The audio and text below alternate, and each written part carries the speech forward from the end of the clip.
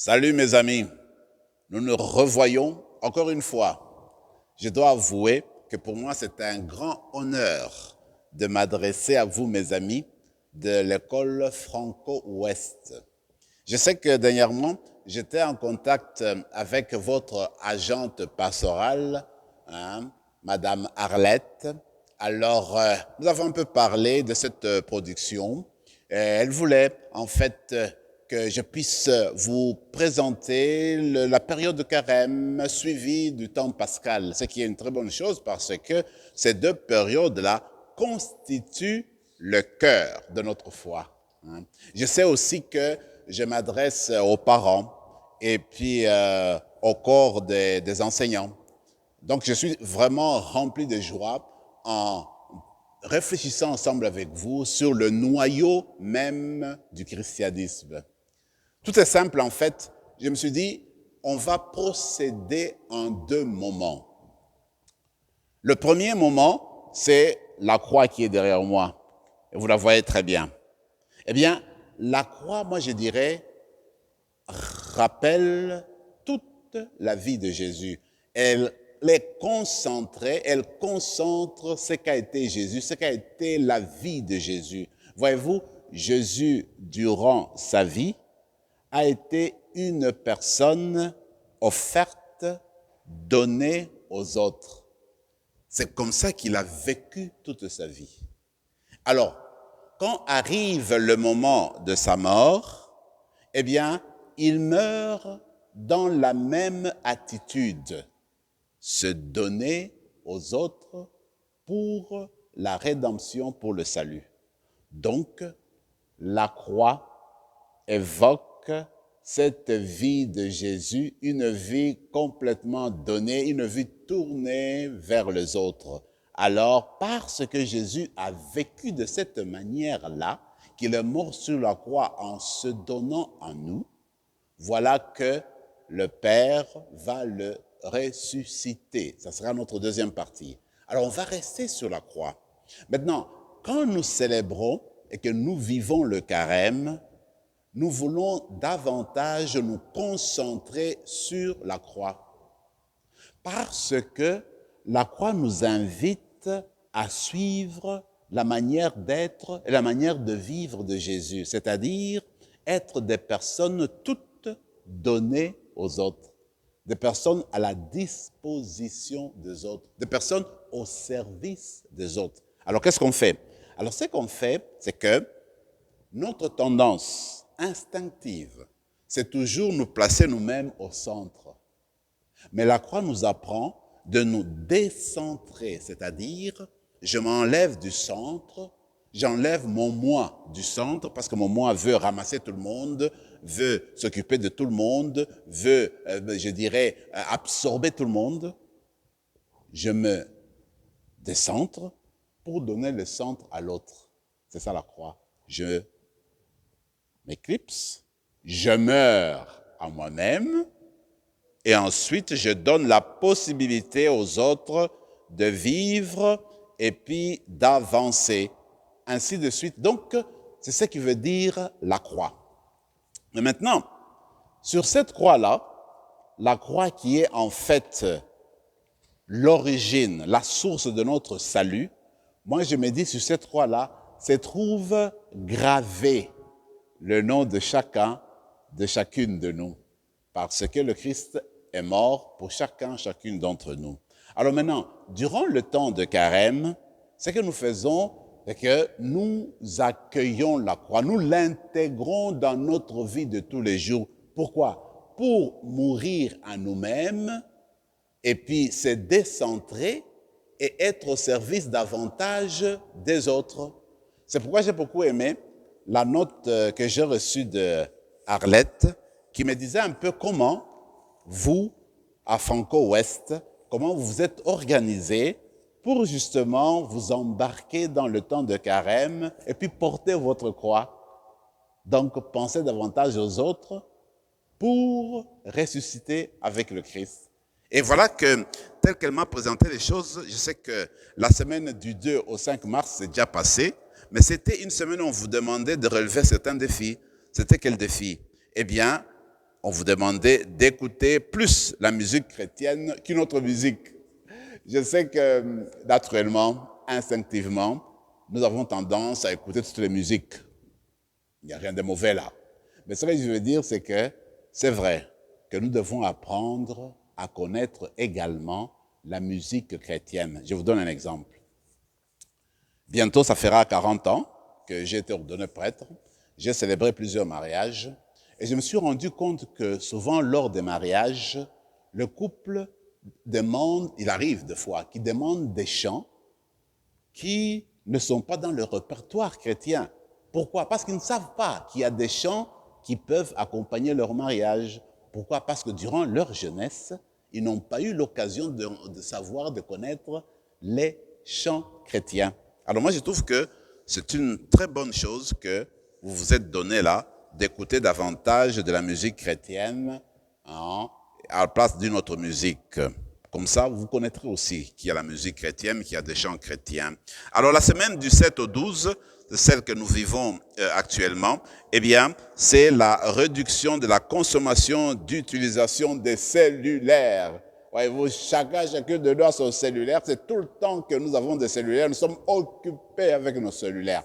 Mais en fait, quand nous disons que nous allons diminuer le temps pour utiliser les cellulaires, ce n'est pas diminuer pour le simple fait de diminuer. Nous diminuons le temps du cellulaire pour le dédier davantage à l'autre. Nous nous sortons du centre, nous nous décentrons et nous mettons l'autre au centre. Nous enlevons notre cellulaire du centre et nous mettons notre prochain, notre voisin, notre voisine au centre pour le servir, pour nous occuper, n'est-ce pas, de la voisine. Du 17 au 19 mars, à encourager l'alimentation saine contre ce qu'on appelle le fast food. C'est sûr que nous avons ce corps que Dieu nous a donné et nous devons apprendre à l'entretenir. Et une manière de l'entretenir, la garder en santé, c'est de bien manger, donc une nourriture saine. Alors du 28 mars au 2 avril, eh bien, d'abord du 21 au 26 mars, prendre soin de notre environnement. Ça, c'est important. On sait très bien que chacune de nous doit s'impliquer. Nous, les chrétiens, nous savons que cette planète, cette terre appartient à Dieu. Dieu nous l'a confiée. Alors, notre devoir, c'est faire tout ce que nous pouvons pour participer à sa sauvegarde, pour participer, n'est-ce pas, à son bon fonctionnement. Aussi, nous avons, ce que je voulais dire, du 28 mars au 2 avril, essayer de raconter des blagues à nos amis, enseignants et familles. Je me rappelle une fois, dans un de ses écrits, le pape disait que il ne faudrait pas que nous, les chrétiens, nous ayons toujours un visage de personnes endeuillées, de personnes qui vivent de regrets, de chagrins. Alors nous, les chrétiens, devons apporter la joie aux autres. Alors c'est tout formidable, cette proposition-là, que tu essaies de raconter une blague pour faire rire, pour faire plaisir, pour changer un peu l'atmosphère, pour donner de la joie aux autres. Donc je trouve que c'est une très bonne chose pour le 28 mars et le 2 avril. Et ceci, évidemment, comme je l'ai dit, les parents le savent et puis ils vont participer à tout cela aussi. La dernière chose, c'est du 4 au 9 avril. Partager des messages bienveillants à nos amis, nos familles, nos enseignants. Parce que si on ne fait pas attention, chaque fois qu'on se raconte des choses, ce sont toujours des mauvaises nouvelles. Dans le monde, il n'y a pas que de mauvaises nouvelles. Même dans votre vie personnelle, regardez, si vous ne faites pas attention, vous n'allez voir que de points négatifs. Vous avez de la valeur aux yeux de Dieu, vous avez des talents, chacune de vous a des talents, a du savoir-faire. Alors il faut savoir découvrir le bien qui vient de vous. Donc c'est important. La dernière chose, ça sera donc du 11 au 16 avril, lire des versets bibliques. Il faut avoir une Bible. Nous sommes des chrétiens. Normalement, comme chrétiens, chrétiennes, nous devons avoir une Bible à notre chevet et apprendre à lire la Bible. Alors, du 11 au 16 avril, lire les versets bibliques, faire des prières universelles. Et si c'est possible, prendre ces prières universelles, mais les transmettre, et puis on verra comment on peut le mettre en application, n'est-ce pas, dans une célébration qu'on aura à l'école bientôt. D'ailleurs, à ce propos-là, ce que nous avons programmé, c'est que le 4 et le 5 avril, je viendrai à votre école, Franco-Ouest, et puis je viendrai célébrer la messe de Pâques avec vous. Et on parlera de toutes ces choses-là et j'insisterai cette fois-là sur la signification vraiment de Pâques. Mais aujourd'hui, très brièvement, je vais vous montrer comment on peut comprendre, n'est-ce pas, Pâques. Vous vous rappelez l'histoire de Jésus, de sa transfiguration. Alors, cette fois-là, cette histoire est racontée en Luc 9, Luc au chapitre 9. Cette fois-là, Jésus prend avec lui 3 de ses apôtres, Pierre, Jacques et Jean. Ils vont gravir une montagne. Ils arrivent au sommet, Jésus se met en prière. Quand il se met en prière, soudainement, son visage commence à rayonner d'une lumière céleste. Ses habits deviennent tout blancs, d'une blancheur qu'on n'ait jamais vue sur la terre.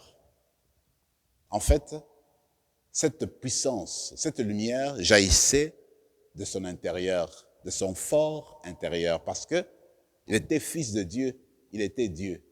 Alors, on voit cette image-là, c'est déjà Jésus ressuscité. Maintenant, en montant, en gravissant la montagne, eh bien, c'était tout le temps de carême, c'était le temps de porter la croix, et ils sont montés, et quand ils arrivent au sommet, à ce moment-là, ils sont transformés. C'est ce que nous faisons. Ce temps de carême où nous essayons de nous décentrer, de donner davantage de place à l'autre, eh bien, ce temps va nous conduire à la résurrection. Parce qu'à la résurrection, nous allons nous renouveler, devenir de nos personnes nouvelles avec la lumière du ressuscité. J'aime beaucoup Paul, qui simplifie les choses et qui explicite davantage. Je lui dis simplement ceci, parce que vous avez vécu le carême, parce que vous avez suivi les défis qu'on vous a proposés que Madame Arlette et le comité, n'est-ce pas, chargé de la pastorale à l'école, eh bien, parce qu'ils vous ont proposé ces défis à relever, on ne le relève pas pour le relever, c'est pour vivre une transformation, un changement. Alors, quand vous êtes transformé, Paul dit, recherchez les réalités d'en haut, parce que le Christ ressuscité a monté, comme je l'ai dit, il est arrivé au sommet de la montagne, et là, eh bien, il s'est transfiguré, il s'est dévoilé, il s'est révélé comme le ressuscité, et à ce sommet-là, il faut le rejoindre. Alors, quand on rejoint le Christ, c'est toujours en haut. Il faut chercher les réalités d'en haut, là où se trouve le Christ, pas les réalités terrestres. Alors, les réalités d'en haut, ce sont les valeurs comme la compassion, la bonté, la charité, la douceur, l'humilité, le pardon, la compassion. Voyez-vous? Alors, avec ces valeurs-là, quand on les vit, alors on est renouvelé. Non seulement on est renouvelé soi-même, on renouvelle aussi son entourage. Voyez-vous, c'est ça, la résurrection que le Christ nous apporte, vient nous renouveler. Parce que le jour où on le verra face à face, c'est encore lui qui nous apportera cette lumière pour que nous vivions notre résurrection avec lui. Ainsi donc, nous allons donc conclure. Nous allons bientôt terminer ce temps de carême parce que ça va prendre 40 jours. Et quand ça prend 40 jours, nous aurons la belle fête de Pâques, le Christ ressuscité que vous voyez dans le sommet, dans notre église, le Christ est ressuscité. Alors quand le Christ est ressuscité, c'est qu'il nous invite à aller le rejoindre là où il est en haut. Quand nous rejoignons le Christ après le carême, nous sommes transformés, nous sommes devenus des personnes nouvelles, nous sommes devenus des meilleures personnes. Alors c'est dans ce sens-là, n'est-ce pas, que nous devons vivre le carême qui se conclut dans la fête pascale. Ainsi donc, la fois prochaine, quand je viendrai à l'école, on célébrera la messe. Ça sera une grande joie pour moi de le faire pour vous. Merci beaucoup et puis au plaisir de se revoir encore une fois.